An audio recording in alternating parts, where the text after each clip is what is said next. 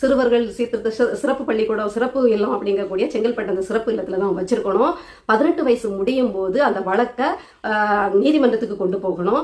நீதிமன்றத்துல போய் அந்த டைம் நீதிபதிக்கு அவன் வந்து சைக்கலாஜிக்கலா எப்படி இருக்கான், அவனுடைய ரிப்போர்ட்டுகள், அவனுடைய மனமாற்றம் நடந்திருக்கா, இவனை வெளியில விடலாமா வேண்டாமா, அந்த விவாதங்கள் ஆர்கியூமெண்ட்ஸ் எல்லாத்தையும் வச்சு அவர் ஒரு முடிவுக்கு வந்து விடலாம். ஆனா பொதுவா இந்த மாதிரி கொலை பண்ணாங்க, ரத்தம் பார்க்குற அளவுக்கு கொடூரமா ஏதாவது செஞ்சாங்கன்னா பொதுவா நீதிபதிகள் திருப்பி பெரிய சிறைக்கு தான் அனுப்பி 23 வயசு வரைக்கும் அந்த குறிப்பிட்ட 5 வருஷம் 4 வருஷம் ஜெயில இருக்கிற மாதிரி தான் தீர்ப்பு கொடுக்கணும்.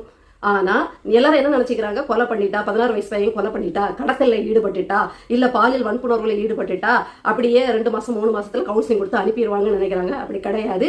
ஜுவனைல் ஜஸ்டிஸ் ஆக்ட்லயே கொடூரமான குற்றங்களுக்கு செங்கல்பட்டுல இருக்கக்கூடிய சிறப்பு இல்லத்துல விடுவாங்க. அவங்க அதுல அப்சர்வேஷன்ல இருந்து அவங்க நல்வழிப்படுத்துறது, அங்கேயும் மியூசிக், அங்கேயும் கோல்மால் தான் நடக்கும். அங்க அடிச்சே ஒரு பையனை கொண்டுட்டாங்க ஒரு 3-4 வருஷத்துக்கு முன்னாடி, அது ஒரு விஷயம். இப்படி இங்க திருத்துறதுக்கு நாம அவங்க கையில கொடுத்தா அவங்க இன்னும் ரவுடியாக்கியும் விடுவாங்க. அது அங்க இருக்கக்கூடிய பணியாளர்களை பொறுத்தது. அவங்களுக்கு சிறப்பு ஆசிரியர்களை வச்சு கல்வி பாடங்கள் கூட கற்றுக் கொடுத்து தேர்வுக்கெல்லாம் தயார் பண்ணுவாங்க.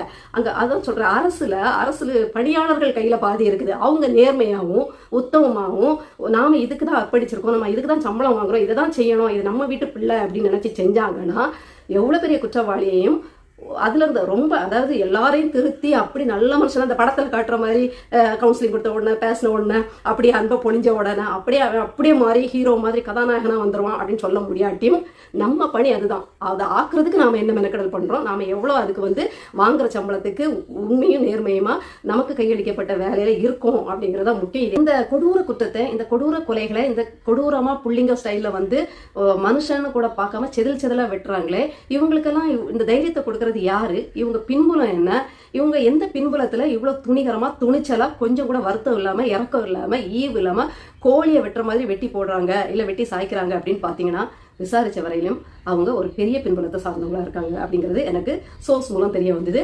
ஒரு பெரிய பின்புலத்துல இருக்காங்க. அவங்களுடைய அப்பா மிகப்பெரிய ஆளா இருக்கிறாரு. போதையில் பாதையில் செல்லாதீர்கள், ஒரு தகப்பனாக சொல்கிறேன் அப்படின்னு ஒருத்தர் பீலா விட்டுட்டு இருந்தார் இல்லையா, அந்த முதல்வர் ஸ்டாலின் அவர்கள் தான் அவங்களோட அப்பா. என்னடா அப்படின்னு பார்க்காதீங்க, அந்த அப்பா டாஸ்மாக் கடையை திறந்து வச்சு டப்பாவா விற்கிறதுனால தான் இன்னைக்கு இது இந்த அளவுக்கு வந்து நிக்குது.